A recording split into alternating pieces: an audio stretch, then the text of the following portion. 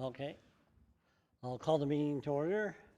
And we have the agenda. The first item is 11.1. Is there any pecuniary interest conflicts? Councillor Simpson? I believe it's 12.3. I'll step away for that one. Okay, thank you. Anything else? That's only interest indicated. That'll be indicated in a minute.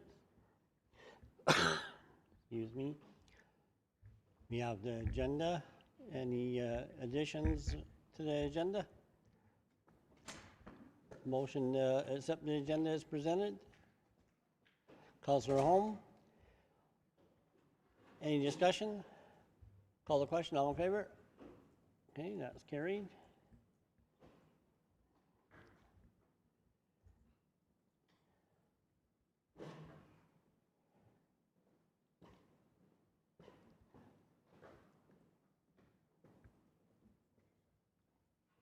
Then we have item 3.1, regular council meeting minutes of October 26, 2020. Any errors or omissions?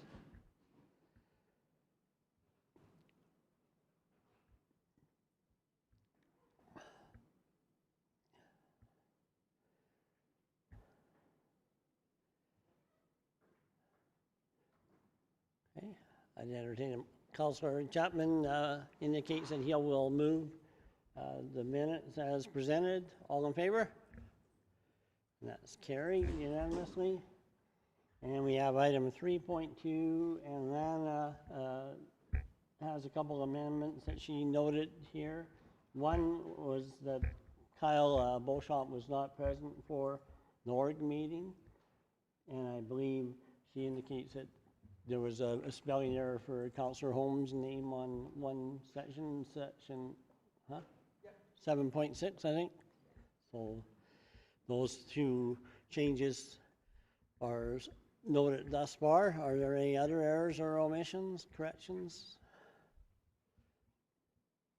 If there are none, I entertain a motion to adopt those minutes as amended. Councillor Lloyd moves. Any discussion? Call the question. All in favor? Okay, that's carried unanimously.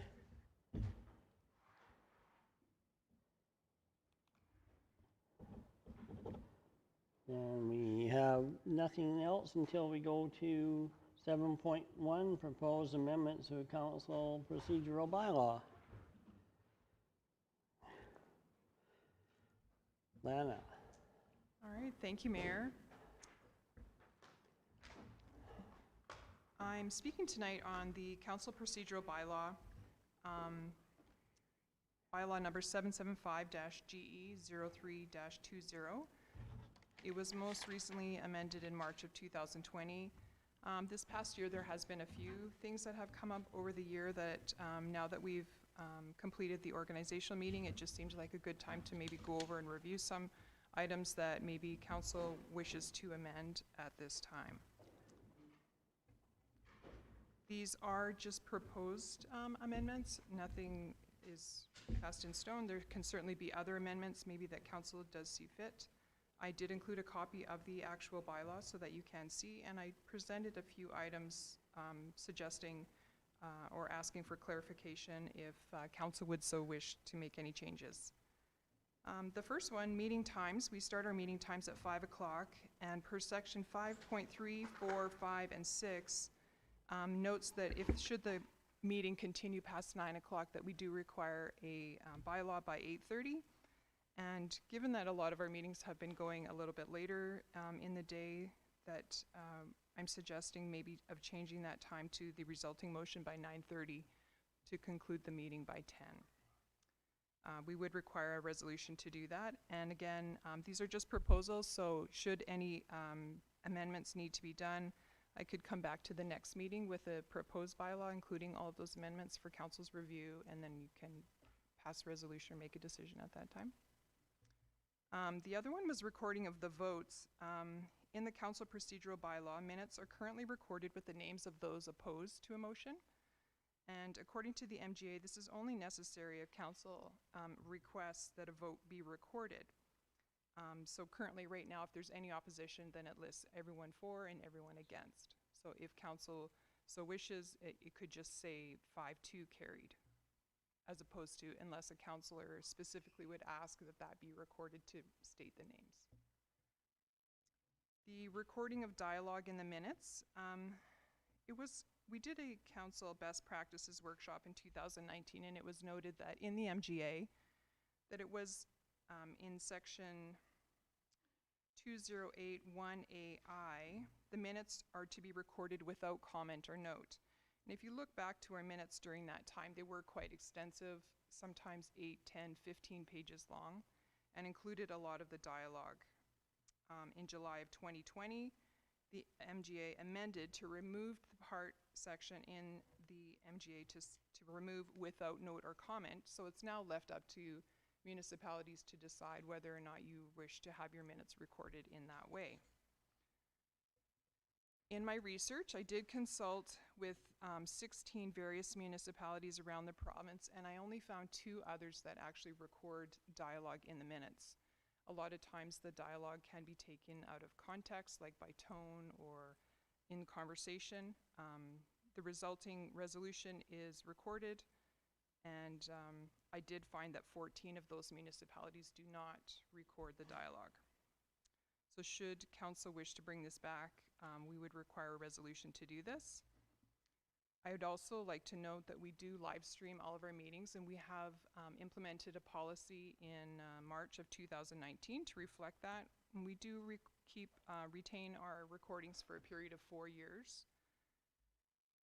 As from the last council meeting, there was some discussion about upgrading our live streaming equipment. And there are other municipalities that do have, they record in their live streaming and then they timestamp. So maybe as a way of compensating for including dialogue, we could include maybe some research into recording of the timestamp. Like I said, some other municipalities do that so that if it references a certain motion or a certain item, then it references right to the timestamp.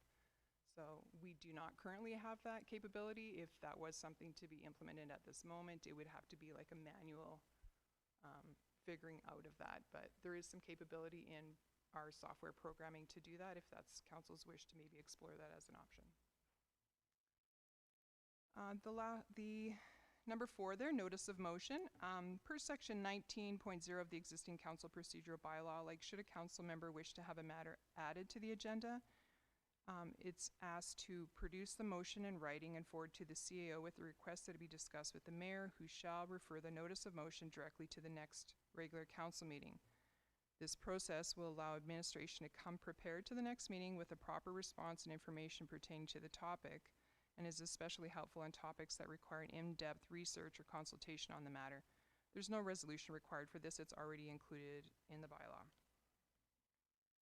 It was also noted on the agenda order that our current agenda starts with public hearing, and sometimes it kind of makes it confusing, or it doesn't really go with the flow of the meeting to start it in that way. It's obviously we have to open up the meeting, call the meeting to order.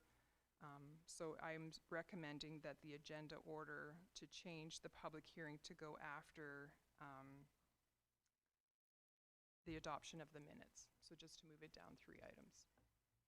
And a resolution would require to do that because it is listed specifically in our council procedural bylaw of the order of that. So those are just some of the suggestions that I'm making. If council had any other ones they wanted to bring forward, I'm certainly open to answer any questions or comments. Floor over to council. Does any members of council have any thoughts or questions? Councilman Chapman? Thank you, Worship. Thank you, Lana, for this, for all your work on this particular item. Section 27 in that procedural bylaw still reflects the old, I believe, the old wording. Would that, is that wording going to change then in terms of, I just don't have it right in front of me, but.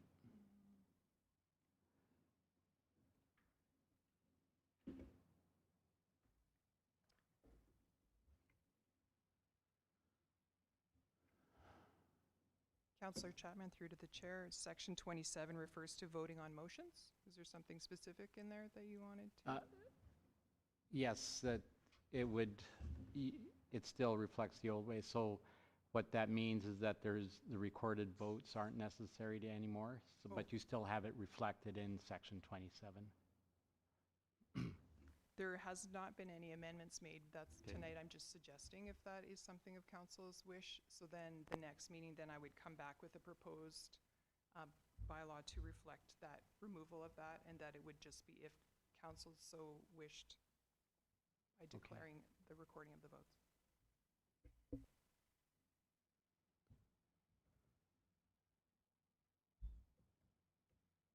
Councillor Simpson? Thank you, Your Worship. I feel that with the motions, I still feel that the names who were against the motion should still be recorded. I do not feel that dialogue is needed, especially with our live streaming. I really like the idea of the time stamps for the live stream, but you know, I think we have to look at what the type of live streaming equipment we get, if it's capable of that. And what about adding a consent agenda into the agenda? Instead of, we have a lot of it under our information items and correspondence, but just maybe having that part of a consent agenda, I think would be a benefit.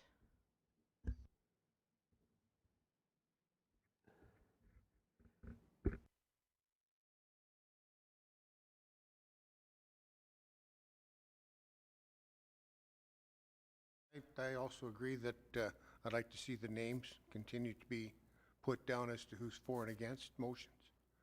As far as recording the dialogue in the minutes, I don't think that's necessary as long as those 4 years of archived videos are actually accessible on the town website. So they're archived so that I can go to them and pick off each one of them as I want. Because, sorry about the interruption on Councillor Chapman there. I just went to see the website right now to see if there is actually a place where all of the videos are archived that I could pull up 3 meetings ago or something, and I didn't really notice it very quickly. But, so as long as they are accessible for us to go back 4 years, then I'm okay without the dialogue. But if they aren't on our website where everybody can go back and pull those meetings up, then I would want to have the dialogue back on.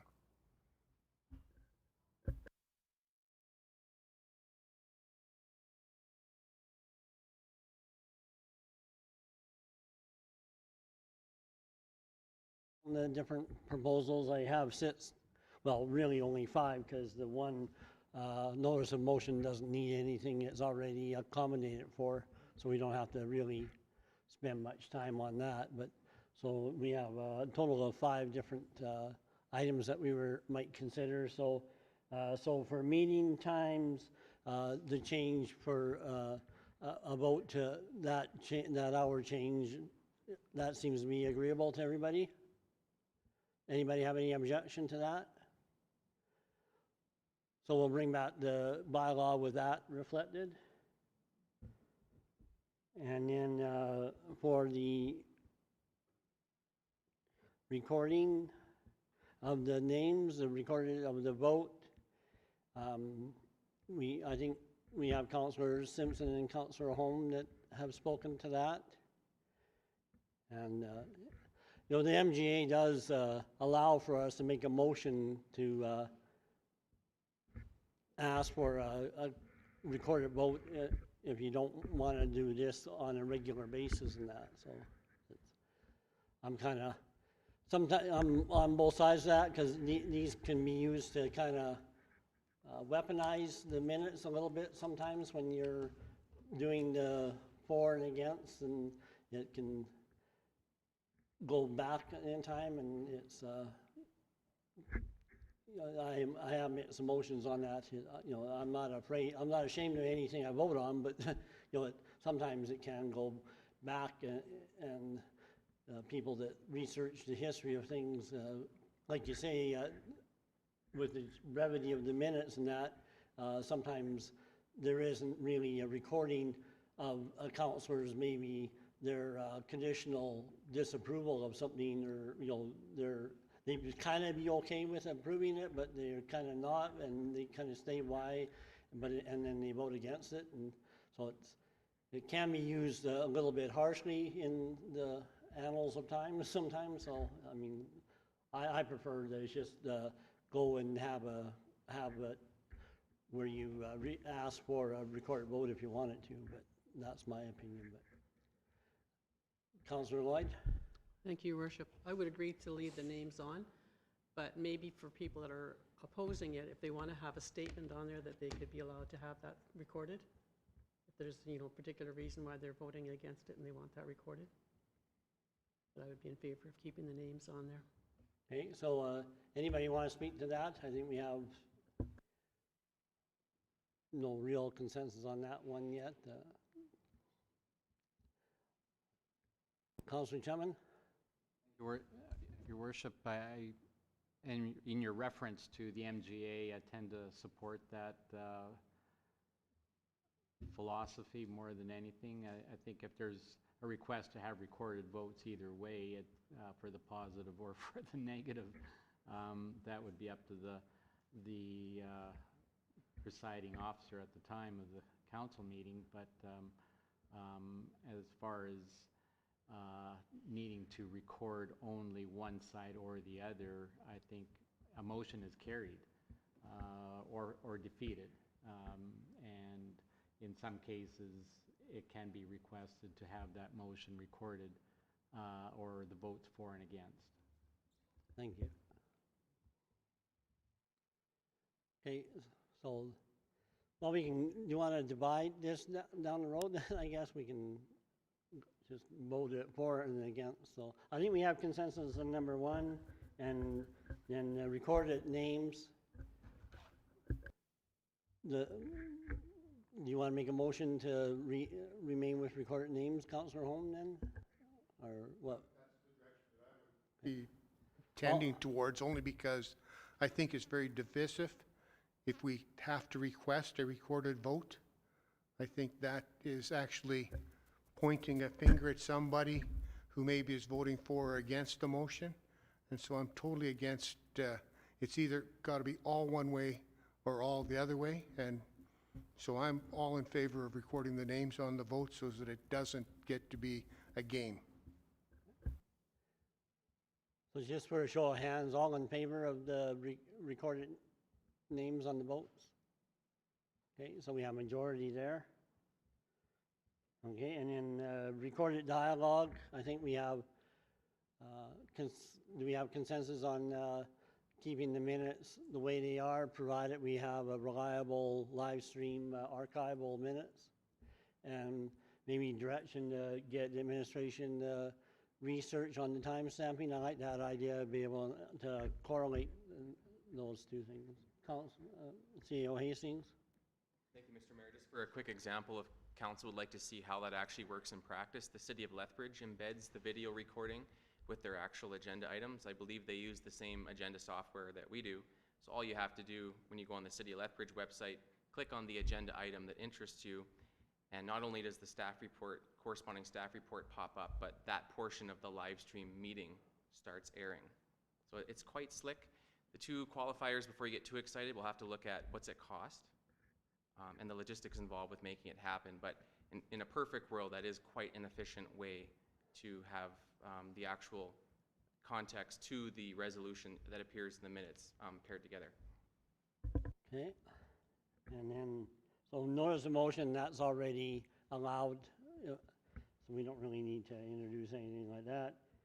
So then, the agenda order, that seems reasonable, the sequence, the public hearings inside the adopted agenda in my books. So, anybody against that? None, I don't see any, so we will do that. And then consent agenda, I think that's a good idea, quite within the best practices of governance anyway, so. Anybody against the amendment to include a consent agenda? I see none. CEO Hastings? Thank you, Mr. Mayor. Just a point of note, if the consent agenda, the exploration of that addition will also have implications on the agenda order, so we will factor that particular detail into the agenda order changes while we're at it. Yeah.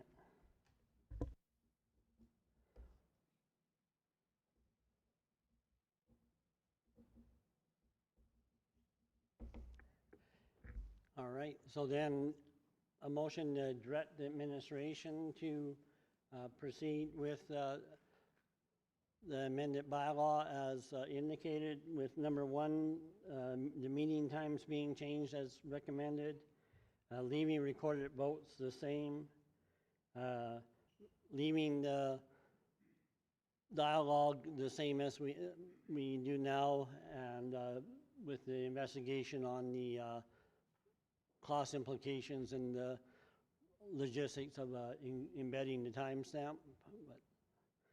Then also the agenda order. So the agenda order to include the public hearing within the open meeting, and then also the consent agenda inclusion, and that is also understood to modify the sequencing of the agenda as well. So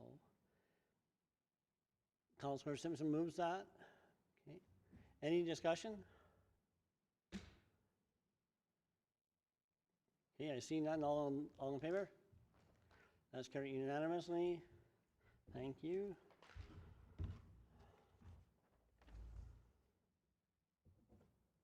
And then we have Spencer Croyle here to introduce item 7.2, Accessibility Working Group. Thank you, Mayor, and good evening to you and Council. I'll keep my comments on this one brief as it's recently been brought forward to Council in late September.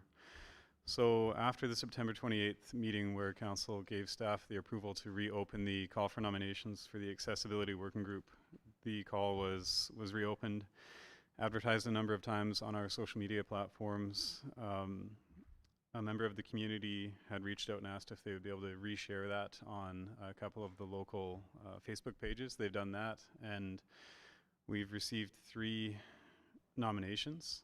Those are included in the closed portion session of the meeting for Council's consideration. But beyond that, I'd like to bring forward the recommendation that the nomination process can remain open from this point forward, which is maybe a little bit atypical from other call for nomination processes. However, with the 3 individuals who have applied and the focus of this particular group, it would be, in my mind, a reasonable step to take to just leave the call for nominations open and advertise for any new members of the community who may wish to sit on this group from time to time. However, I do think, should Council wish to approve the 3 individuals who have applied for the formation of the group, the good work and the focus of the group could start sooner than later.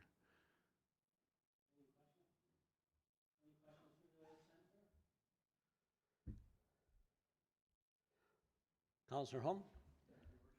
Can you remind me, how many nominations are we looking for? We have 3 now. What is the maximum number you want on this team? Certainly. Through the chair to Councillor Holm, excellent question. There really wasn't any maximum number or minimum number we were looking for. We were hoping for more than the one who had applied in the past. But really, it can be a difficult thing garnering support for a working group, as I'm sure we're all aware. So with the 3 applications that we have, that would be, in my mind, sufficient to start.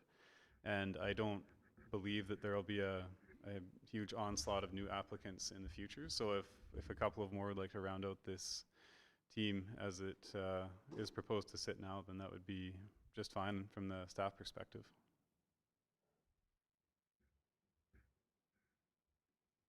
Councillor Lloyd? Oh, here we go. I think I'd like to see it open for a little while, just in case there's other people that didn't know about it that might want to. We can maybe ask other people as well if they want to be on the committee. It's a pretty important committee, I think. Mm-hmm. Hey, Councillor Chapman? Thank you, Worship. Through to Spencer, would you help me just refresh my mind as to the staff or administration appointments that you have to that committee? Certainly through the chair to Councillor Chapman. If you could just clarify a little more what you're referring to with the administrative appointments. So staff that would be sitting on as well? Certainly. So that would likely be myself, a member of the infrastructure team and the operations team, just because this type of work and the goal with making our built environment and particularly the public realm more accessible spans a number of different types of service that are provided by the town. Things such as the discussions around snow clearing, new or enhanced access to park spaces downtown, and then of course longer term planning for how we figure out how to embed more guidance around future facilities and public spaces to be able to be as accessible as possible. So that's more where I would come in.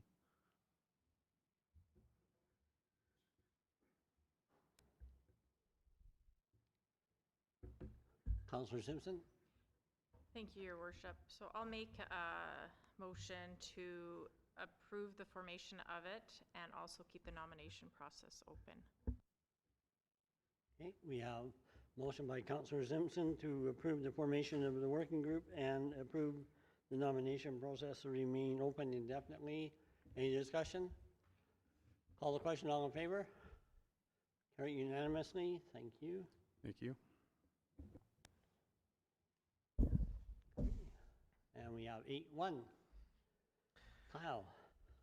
Hey, good evening, Mayor and Council. So tonight we have the financial update for the town's operations and capital projects for the period ended September 30th, 2020, essentially quarter 3. The COVID-19 pandemic did have a large impact on the town of Coaldale for 2020. For this period ended, currently we're projecting lost revenues and additional expenses of $480,000 that specifically relate to COVID-19. However, as part of this, the federal and provincial government, in their response, the town did receive an $885 operating grant related to lost revenue additional expenses. This is the Municipal Operating Support Transfer, referred to as the MOST grant. Well, the $480,000 of this grant will be used to cover 2020 expenses and revenue shortfalls. Part of the balance will be used to cover projected lost revenue and expenses for 2021. It's important to note that that's only for revenue loss expenses up to March 31st of 2021, as the grant stipulates all funding must be spent by that date. Some of the areas of lost revenues include fine revenue, investment income, and other facility rentals. In combination with the MOST grant received and other cost efficiencies for 2020, the town of Coaldale is projecting an overall surplus for 2020. However, until the year end is complete, it is too early to determine the exact amount. So we just scroll down a bit. We do have the statement of operations here. Right there is good, Lana. So this is just a summary. The first page here is the town of Coaldale's revenue. Numbers on the going left to right. So left is the actual figure as of September 30th. Right there is the budget number for the year, following by the budget percentage remaining. So essentially here, with everything being on board, we're looking for about 25%. Does that would equate to essentially 1 quarter left? Going through these, so property tax, once the supplementary tax notices are issued, we do expect a surplus between $30,000 and $50,000 for property tax. That is due to assessment figures being higher than previously projected. Utilities and utility fees and services, they are on budget with a potential for a small surplus there. Operating grants, $30,000 surplus expected from the MSI operating grant, as that was higher than we had predicted last year during budget. An additional $41,000 surplus from the recreation funding agreement. Land development lot sales currently have essentially met the budget 9 months into the year. Franchise fees, we do expect a small surplus. User fees, sales, and other goods. We do expect a deficit here of approximately $125,000 in lower user fee revenue and rentals. The pool alone this year had a $55,000 revenue drop compared to what we normally see. In 2020, we only had $10,000 revenue, when in a normal year, that's closer to $65,000. Investment income, we do expect a deficit of $125,000 of interest income. That's due to lower rates. Just of note, in March, kind of before the pandemic was locking up, the town of Coaldale was able to lock in approximately $17 million of our investments at a rate of 2.5%. Currently, the rates on the market we could get now are less than 1%, so we did kind of hit lucky there with a good offer, and we jumped on that, so that should result in some lower than expected losses there. Fines and penalties, $150,000 deficit is expected from that due to lower activity due to COVID-19 and photo radar and traffic activity. Fines and penalties, so when referring to the property tax deferral, approximately $40,000 cost from that program. Now if we just kind of go to the final page there, we have the expenses by object. If you keep going, Lana, right there is good. So again, we have the expenses by object. So on the left is the category of the expenses: salary and wages, contracted services, and etc. Followed by the actual balance of September 30th, the budget for the year, and the percentage remaining. So again, in that percentage remaining, 25% is essentially on track for budget there. So you see salaries and wages are currently at 29%, so there is a surplus expected there. Contract and general services, while this one is at 38%, I would say go look at note number 1 there, because there are some large programs. You know, if you look at the street light program that had a budget of $298,000, but only phase 1 is included in this. It's the expectation that phase 2 and phase 3 will eat up a good chunk of this for the remainder of the year. Snow removal program, we do expect that to obviously jump from $10,000 as of September 30th. Overall budget for that is $100,000. Sewer lining program has 0 expenses so far, but to my knowledge, the operations department is working on getting the tender or request for proposal out for that program. Solid waste program, slightly higher expenses, largely due to the compost drop-off site at the arena. And then the RC and policing, you'll show is kind of right on track there for budget. Property tax requisitions, nothing out of the ordinary there. Materials, goods, and supplies, this one does have a little bit of a higher surplus. However, it does make up more of the individual smaller amounts among the departments. So the biggest item of note here that we kind of highlighted was the water supply for our utilities. It's not unusual to see only a less than 25% budget remaining for that, as we do have higher usage in the summer months compared to the fall months. Moving down one last page here, we have the capital budget. So the various capital projects followed by the costs broken out by year and their remaining budget effect. I'll just speak to a couple of these here.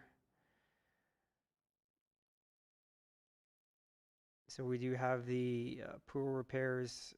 It should be note that the budget there was just for the cost of construction. It was an oversight on my part that the engineering fees and other fees were excluded. So even though there is showing in overage on the budget, the true cost of the project was always essentially more towards that 240, 250 range. There are the available funds in the pool reserve to cover that off, though. The Main Street project, with a budget of $4.7 million, is expected to end at approximately $3.5 million. The wastewater lift station is expected to be completed at the beginning of 2021 here. 8th Street South, another project that was under budget, total budgeted cost of $356,000. Project came in at approximately $120,000, so essentially a third of the budget there to complete the 8th Street South project. Finally, we have a few pieces of equipment and machinery which we do anticipate to be completed towards the end of the year here. With that being said, I will turn it back to you, Council, for any questions they have on this. Are there any questions through the council?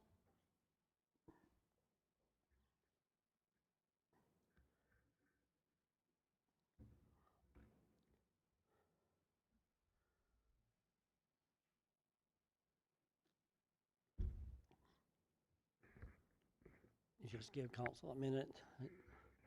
You've given us quite a comprehensive package, so a lot of detailed explanation as you went through, so. CEO Hastings? On the pool budget, I'd like to also point out that the original budget that was established for that project was close to 300,000. And because we received such a good tender price, the actual budget was reduced down to 175. So it was costed properly to begin with. The adjustment just happened to be a bit bigger because it didn't include the consulting fees with regard to project management and design. So big picture, from the original piece of information that was approved at the 300 range, it came in significantly under budget. So that just wanted to round out that story in terms of the history of pool cost.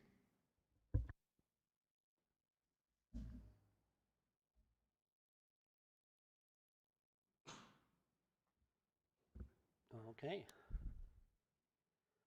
Well, this is on the heels of our meeting not too many days ago, so we're quite familiar with the topic anyway. Councillor Simpson? Thank you, Your Worship. Yes, we are very familiar. Just, can you refresh my memory for phase 2 and 3 of the streetlight program? When is that expected to be done? From my expectations, in talking to our operations, phase 2 is expected to be completed by the end of the year here. Phase 3, I believe they're in the design process, and they expect that to be completed at the beginning of 2021, within the first month or two.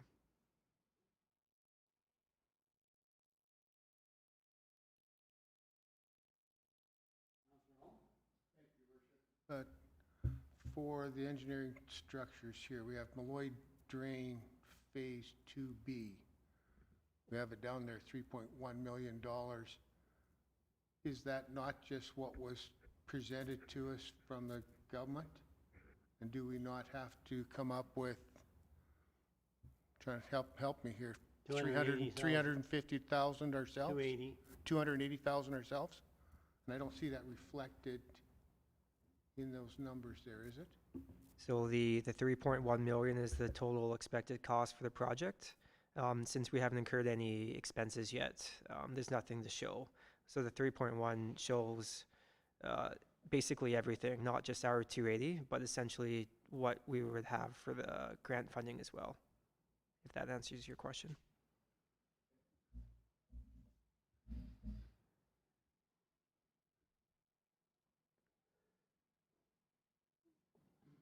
So without belaboring things, if there's no, we don't have to make this painful, so if everybody's satisfied, we could also entertain a motion to receive this very comprehensive report for information. And thank our Corporate Services Department for a great job. Councillor Avery. Thank you, Worship. Just a couple questions. So I see a lot of stuff is scheduled to be completed in 2020. I guess more of a statement than a question. If it was something that we needed for 2020, why are we in the 11th month of 2020 saying it's going to be scheduled to be completed in 2020? If this is supposed to be a preventive maintenance budget item, why isn't it not looking at being replaced earlier in the year rather than later in the year? And then if this is a budget capital-wise that we're working on, we did mention in one of our previous meetings about a roundabout at the corner by McDonald's, Tim Hortons. And I don't see that anywhere, and I didn't see it in our budget meeting on Thursday for us to contemplate the cost on that roundabout. So in talking about the first question, so the schedule, that's where it says scheduled to be completed, that's the kind of the expectation, but at the end of the year will be completed. I would say as to why they're not completed earlier than in the year, This is a quite comprehensive budget, and it may just be there's only so much available staff time to get some of these projects done, so they just you can't get them all done at the beginning, but kind of as they proceed throughout the year. In regards to the roundabout you discussed, that's not on here as it wasn't a previously approved capital project in the 2019-2024 budget discussion. If that's something council would like to see, we could bring that to the next scheduled budget discussion on November 23rd for council consideration discussion. Okay, Zeno Hastings? Thank you, Mr. Mayor, through to Councillor Avery. And Spencer can jump in as well. On the council meeting of November 23rd, we'll have to actually have a presentation from the Transportation Master Plan consultants as an update to council on the final draft document. And we're also going to have the consultant who has performed the design of that circle present as well to explain to council the analysis of the intersection as well as the estimated cost and rationale for why they are recommending one design methodology over another. So that'll be not at this 2 weeks from now. And then I know Spencer's been working to coordinate their delegation to council on the matter. So if Spencer has anything to add to that, I'll pass that on to him. Hey, thank you, Kaylin. Through the chair, I don't have any other additional detail to add at this time, but we, as already mentioned, we'll have the design consultants here to discuss costs and designs with directly on the 23rd. Councilman Chapman? Yeah, thank you, Your Worship, and through to Kaylin and Spencer. I think that the Transportation Master Plan was certainly the document we'd all been looking forward to. With that, I would just simply ask that the roundabout or traffic circle concept be moved up on the priority list if there is going to be one. I'm sure we'll wait for that presentation to unfold, but I'd certainly like to see it somewhere near the top of the priority list for transportation matters.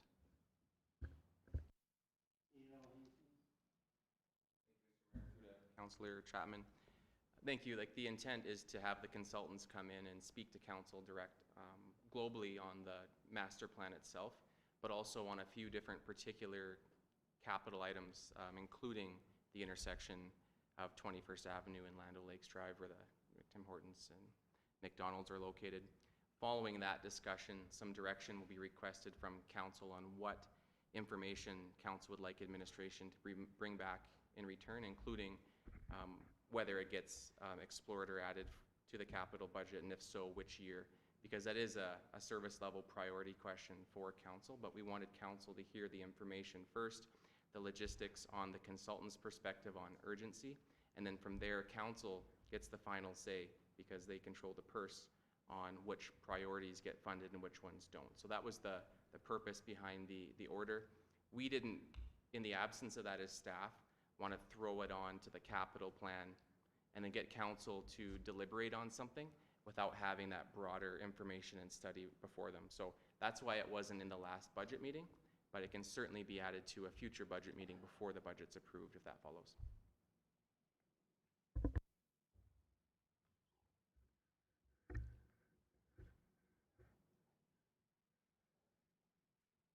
Councilman Chapman? Motion to accept the report as presented. Any questions? Call the question, all in favor? Okay. That's it. All, you were in favor, Councillor? Okay. So it's unanimous then, thank you. Then we have information items, and on information item 11.2, the same subsequent error in that where Councillor Holmes' name needs to be amended. So unless council has any other action arising out of the information items, we could receive those and with the amendment to 11.2 as discussed, the proper spelling of Councillor Holmes.